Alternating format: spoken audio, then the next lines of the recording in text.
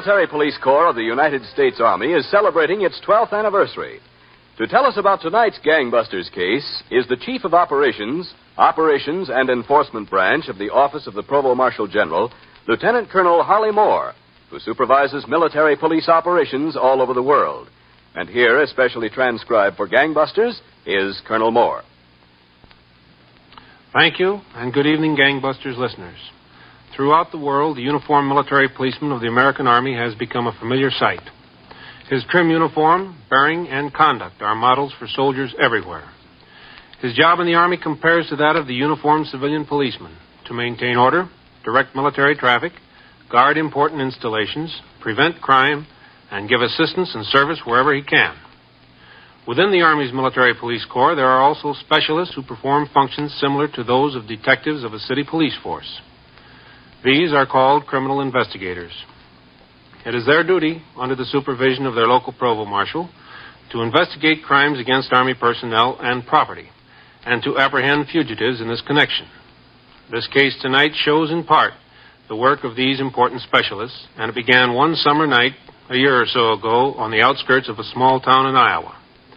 A very low-grade carnival was playing a one-night stand to so-so business, and the talkers at the various attractions were straining their lungs, drumming up trade.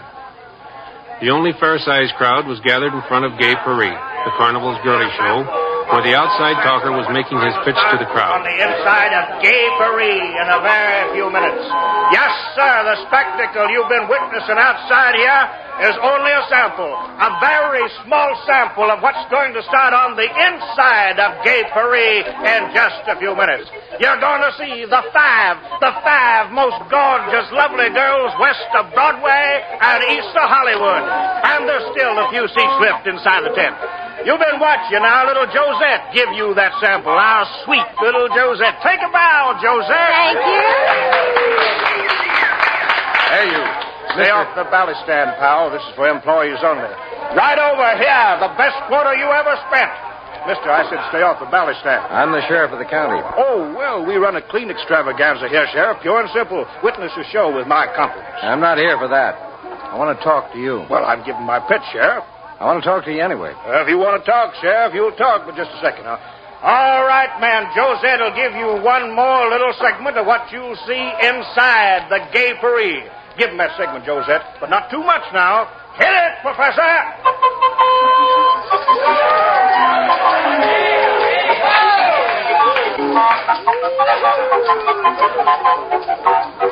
Now, what can I do for you, Sheriff? You got a fellow named Hale working around here? Hale? Not that I know of. The big boss said you had a Ralph Hale over here. Oh, Ralph. I never knew Hale was his other name. Yes, he's our electrician, handyman, stagehand, and general factotum around here. Where is he now? Well, I'll take you to him. Give me a minute to get this crowd inside, will you? Okay, take your minute. Well, I'll be right with you. Well, that's enough of a segment, Josette. That's enough now. Now, just take it easy, boys. You ain't seen nothing yet. Now, little Josette is going to go back inside the tent with the other girls, and she's going to get ready for the big performance of the Gay Paris show that starts in just another moment. Now, go on, Josette. See you inside, everybody. Come on. I'm on in 2 minutes. Sorry, man. Ralph? What? Ralph, you better go. I better go where? Will you get ready for the show, Ralph, Josie? the sheriff is outside looking for you. Sheriff? Well, thanks, baby. No, not that way. He's coming in that way. Well, how? Through the girls' dressing tent this way. Listen, help me, Josie. Help me get away from you. I will. Everything will be all right. Now, wait. Okay, it's all right. The girls are out waiting to go on. Okay. All right, close it. Close the flash. Sure. Now, go on, Ralph. You can sneak out that way and write to me, will you? Please write to me, Yeah, huh? sure. Hey, wait a minute, Josie. You better hurry. Now, listen, Josie, have you got any money? Well, I haven't got very much. I got only about $250. Oh, well, look, baby, can I borrow $200? You'll get it back, every cent back. But it's in a savings bank in Chicago. Oh. Well, gee, I'm sorry, Ralph. You know I'd let you have it. But you'll be all right. Everything will be fine. Hey, listen, Josie, leave the show and come to Chicago with me, will you? Ralph, I can't do that. They need me Oh, here. what do you want to stay with a lousy, rundown outfit like this for? Come on to Chicago. We'll have a real time, you and me. But, gee, Ralph, I don't know. It's not right to leave like that without notice. What do you think they'd give you notice? Look, I'm going to Alex's trail. I'm going to get my stuff. And then I'm going to hitchhike over to Sioux City. There's 3 or 4 buses out of there for Chicago a night. I'll wait in the bus station for you. The bus station is Sioux City. Ralph, I can't. You know how I feel about you, but I can't. I'll be waiting for you in the bus station. Ralph. I need you there, Josie. I need you. Now, you pull out of here as soon as they tear down the show tonight. All right? All right. I'll meet you in the bus station. Well, that was how this fugitive made his escape. He was, as we shall see, an Army deserter. In addition to that violation of the Uniform Code of Military Justice, he was also sought for the burglary of the residences of 2 non-commissioned officers on the military reservation at Fort Meade, Maryland, when he was stationed there. At midnight that night, in the headquarters of the 5th Army Military Police Criminal Investigation Detachment in Chicago, First Sergeant Edward P. Ellis, on duty in that office, had just dialed the telephone number.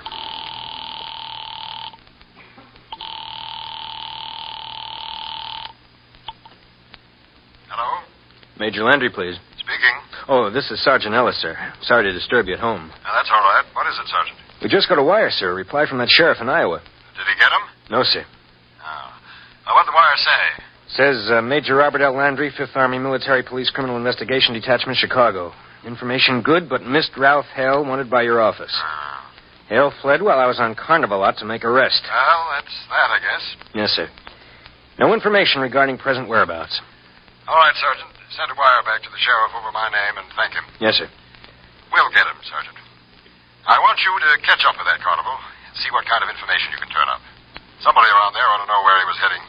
When shall I leave, sir? I'll come into the office and we can talk it over. You can leave tonight.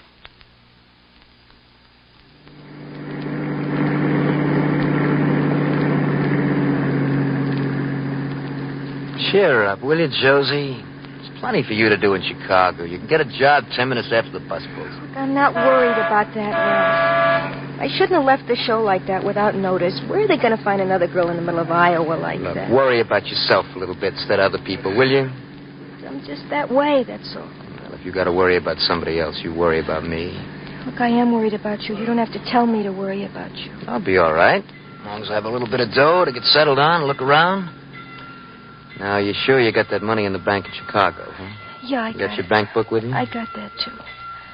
Okay. Ralph, Hmm? what did that sheriff want to talk to you for? Exactly, I mean. Oh, I've been in a little trouble. I know that. I mean exactly. After all, I left the show. I'm going to Chicago with you, giving you that money.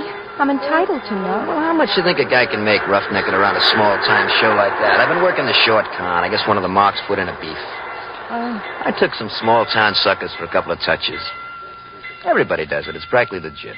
Well, the bus is going to get in awful early in the morning. We got to find rooms and everything. Listen, don't bother about that, kid. I think we'll be set all right. Where? I got a friend in Chicago. Used to work together a lot. He'll find a spot for us. Oh, all right. His name is Fatso. That's a funny name. Yeah, well, it fits. He's not what you'd call good-looking. Gee, I don't think I can hold my head up anymore, Ralph. Yeah, we'll go to sleep. Can I lean on your shoulder? Lean on the pillow they give you. My shoulder's not a pillow. All right. Night. Wake me up when we get to Chicago. Yeah, I will. You can count on it.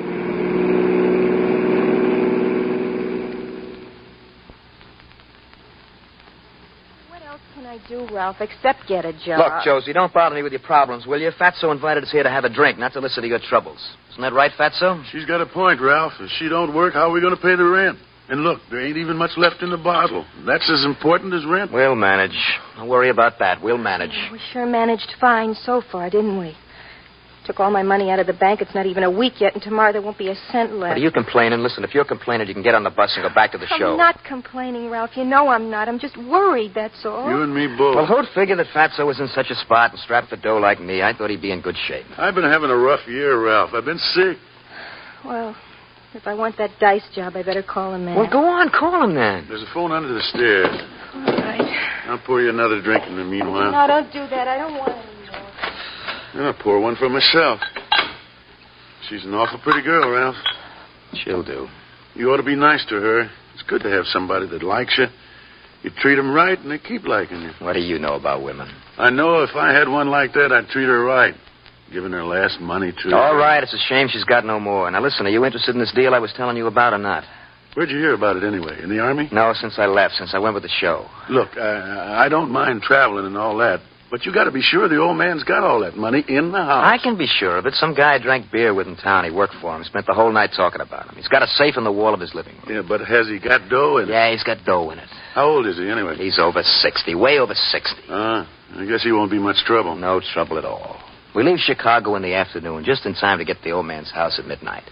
We do our business, we turn right around, we come back. Nobody even knows we're out of Chicago. Nobody but Josie. Josie is coming with us. On the job?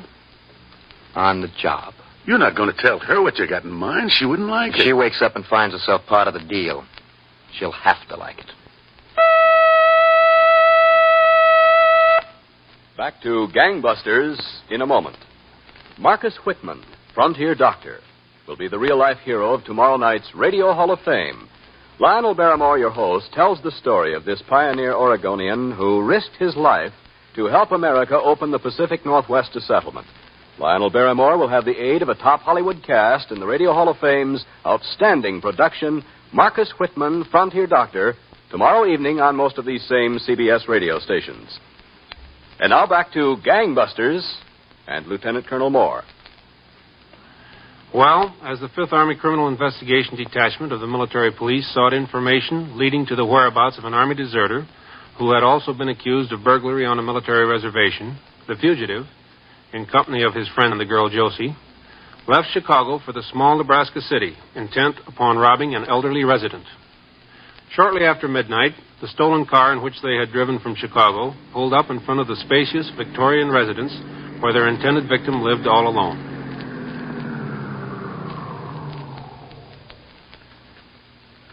What a casa. Ralph, I'm afraid. I don't want to do it. What's there to be afraid of? I never did anything like this before. I never stole a thing in my Well, life. this is a good time as any to start. Go on, get out. It seems so off. That's an awful big house, Ralph. You don't think he's got boarders or anything? He's got nothing except dough. Now, come on. Dogs. You think he's got dogs? I'm scared to death of dogs. He's got no dogs. Only money. Yeah, you said it, baby. Only money. And he won't have that long. Maybe he's not home. There's not a light any place. He never goes anywhere. He's asleep. All right, hold it here. Now, we'll stay out of sight here, Josie. Go to it. Ralph, can't... Go on, will you? All right. That's a good girl. All right, get down. I'm down. Go on, push the bell.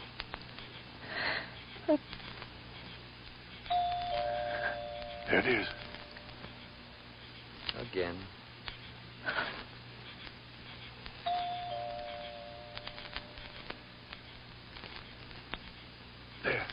There goes a light in the bedroom. All right, quiet. I'm quiet. Take him a couple of seconds to get downstairs. Yes? What do you want? Excuse me, I got a flat on my car. Could I use your phone? Do you have to wake me up in the middle of the night? Well, I couldn't help it if I had a flat. Please? All right, just a second.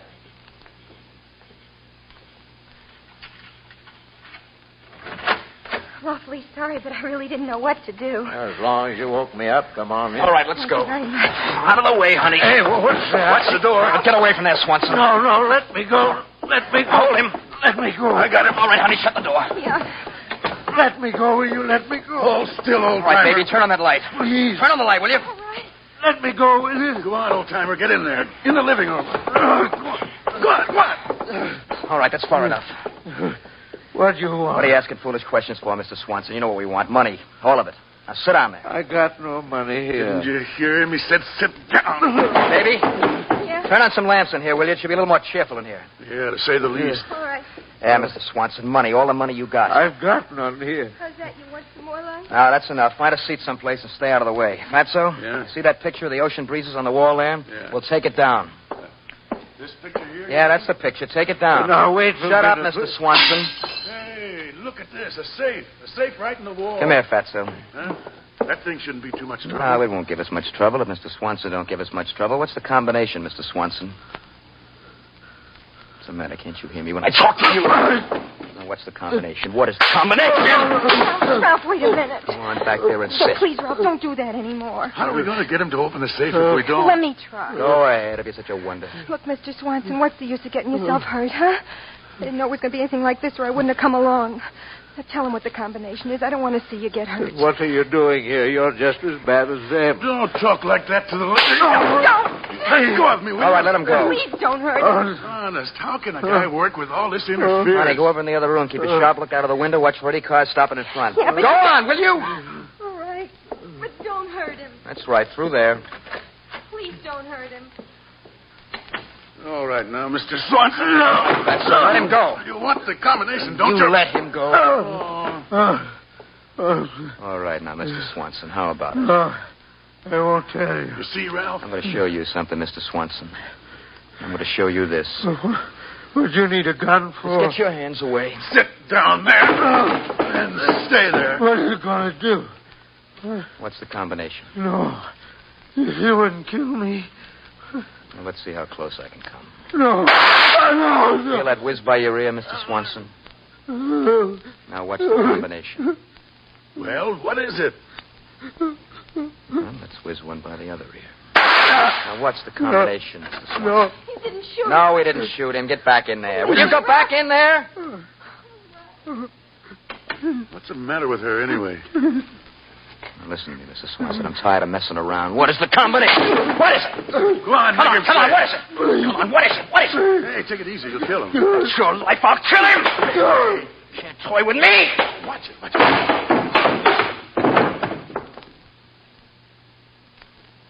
Uh-oh. I think that done it. Mr. Swanson.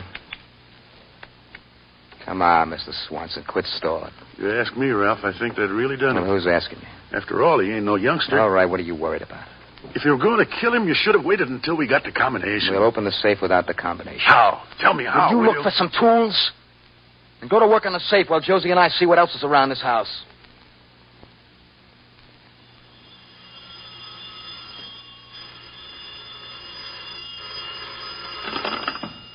Agent Landry. This is Corporal Lochner, sir. Sergeant Ellis is calling in from Ames, Iowa. Oh, good. Put him on. Yes, sir. Go ahead, sir. Hello, sir. Yes, Sergeant? I caught up at the carnival in Keokuk, and I've been following them around for a couple of days. Good. What'd you find out? Well, nobody's heard from Ralph Hale, but there was a girl with the show. Josie McAllister is the name she was working under. Yeah? She left without notice the night Hale ran out. They think she might be with Hale? Well, I say she could be, sir. One of her friends here had a postcard from this Josie. She's working as a dice girl in some tavern there in Chicago. Where in Chicago? I got the postcard, Major. It doesn't say what tavern, just Chicago. All right, that's better than nothing. We'll see what we can do with it.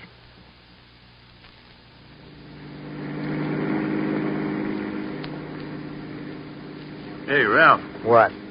how about it? Can we stop at the next joint for a sandwich or something? The idea is not to stop for a sandwich. The idea is just to get back to Chicago as fast as we can. Just get some speed out of this thing and put in some miles before it gets daylight. Ralph, how could you kill him? How could you do such a thing? Josie, let's not go over that again. It was an accident. He fell. That poor old guy. What did she say? You just take care of the driving up there, Fatso. I'll take care of the conversation back here. Now, listen, you get one thing through your head, Josie. You're in this just as much as we are. I didn't want to come along. No, but you did. You helped. The best thing for you to do is to forget it, go about your business, and keep your mouth shut. Just to kill a guy like that and for nothing, practically. All right, so we couldn't get the safe open. Had $100 in cash in his pocket. It's better than nothing. Kill a man for $100. That's what you think. But Josie, look. What's that? Oh, Ma. Shut up. Fatso don't know about it. I found it upstairs. It's 2 carats at least. Hey, what's all the whispering? Oh, when you sweet talk nothings to your girlfriend, you don't shout, do you? Oh. When we get to Chicago, you get back to your job, Josie. And you wait and see. Things are going to be just ducky.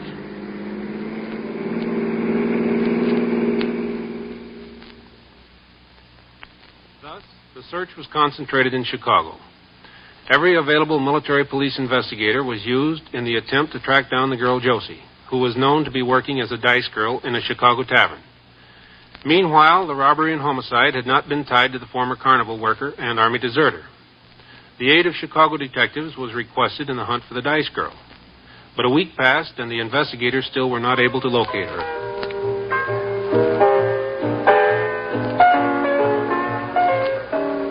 Come on, 80K. And 3 is 22. You want to try again? Yeah, sure, why not? Gotta win sometime, don't I? Josie? If you keep trying long enough. That's your name, Josie, isn't it? Yeah, that's my name. Nice name. Roll the dice, mister. I'm not here to carry on conversations. Neither am I. Hey, Josie, I got to talk to you. I'm busy now, I don't care how busy you are. I got to talk to you. Later. Where's Ralph? Is he coming here? I don't know where Ralph is. Go on, roll, mister. Yeah. Did Ralph bring a ring from Nebraska? A ring? I don't know. He did, didn't he? And you two didn't say nothing. I don't know, Fatso. Now, please, I'm busy. Okay, you're busy. I'm busy, too. I'm telling you something. You two better show up at my place after you get finished tonight. I want to get this settled, and I want to get it settled good. Fatso, I got a customer. Excuse it, mister. Oh, I love fights. I heard from sources that Ralph got a ring. I want my part of that. If I don't get it, there'll be trouble, real trouble. Now, both of you show up tonight. I'll see you later. He's mad. Yeah, I guess he has a right to be. Well, go on, roll, mister. No, I think I've had enough. Here, this squares us, huh? Yeah, that's right. So long, Josie. Call again, mister.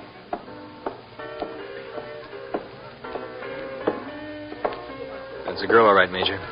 Good. They're going to meet Ralph later. She and that guy, Fatso, his name is. They were arguing about a ring. Were they? Yes, sir. Well, that part didn't make sense to me. And we'll try to make sense out of it. Now, let's see where that fellow Fatso goes. And see if the girl and Ralph keep that date.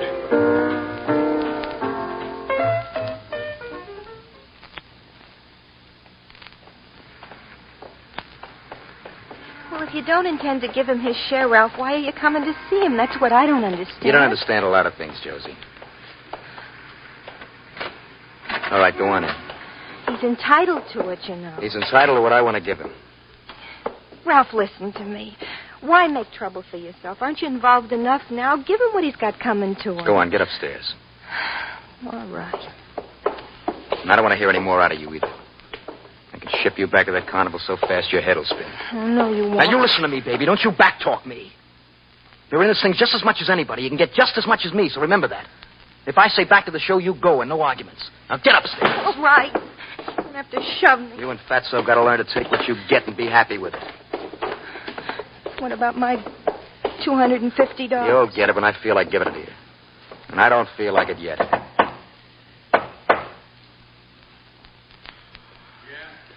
Come on, Fatso, open up. You know who it is. Yeah. Okay, Ralph. All right, come on. Now, listen, Fatso. All right, Ralph, stand still. Military police. Hold it. Not me. Watch him. There he goes. I got him on his head. You just think you have him there. Let me go. Watch him upstairs. Let me go. Dirty, he's right. Going any place now?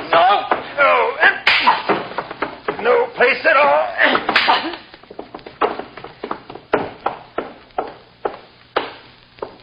Everything okay, sir? I got no complaints, Sergeant. No complaints at all. And that was how this Army fugitive was taken by criminal investigators of the Military Police Corps.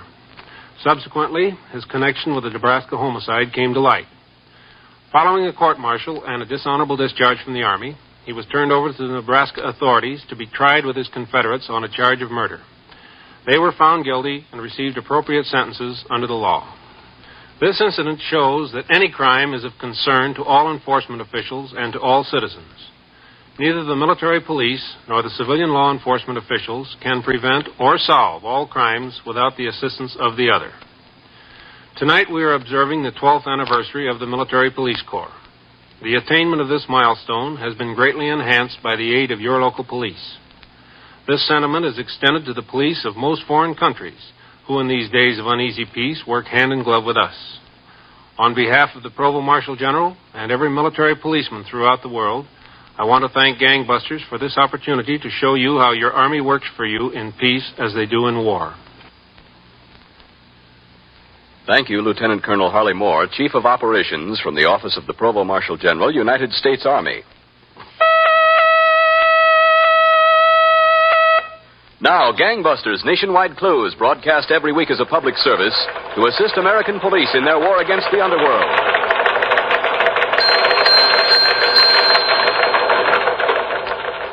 Attention, all citizens. Watch for this man, Herbert Paul Jenkins, wanted by the FBI for unlawful flight to avoid prosecution for murder. His official description: Herbert Paul Jenkins, age 51, height 5 feet 9 inches, 170 to 190 pounds, medium build, brown hair, blue eyes, fair complexion, may seek work as farmer, mechanic, steel, or shipyard worker. He has the tattoo Inez below left elbow, has oblique scar above inner corner of right eyebrow, a small oblique scar below nose, an irregular scar below left side of jaw, and a 1 1/2 inch scar on inner right forearm. He has a furrow between his eyes. Caution, Jenkins may be armed and should be considered extremely dangerous. Watch for him.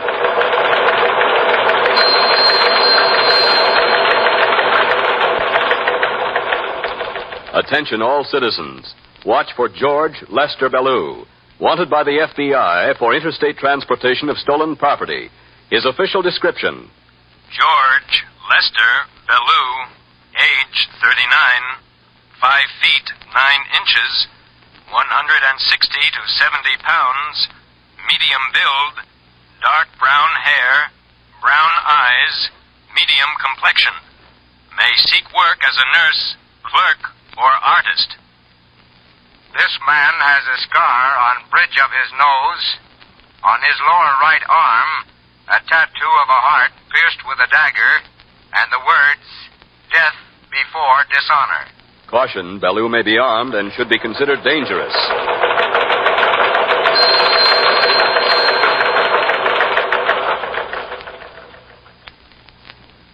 If you have any information concerning these fugitives, notify your local police, the nearest office of the Federal Bureau of Investigation, or Gangbusters at once.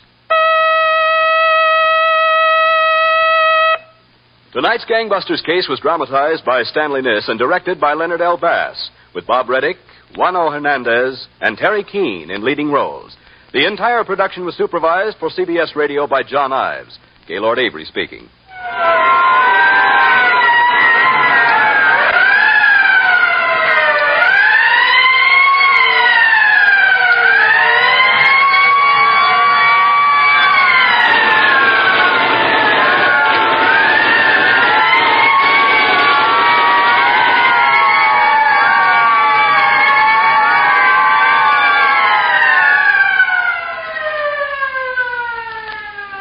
Listen next week, same time, same CBS station, to amazing facts in The Case of the Soda Fountain Pigeon on Gangbusters, a production of CBS Radio in cooperation with Phillips H. Lord. With Harry Lillis Crosby, Freeman Gosden, and Charles Correll checking in on CBS Radio tomorrow night, we're happy to remind you that from now on they'll be keeping company Sunday nights with our man Benny Kubelski.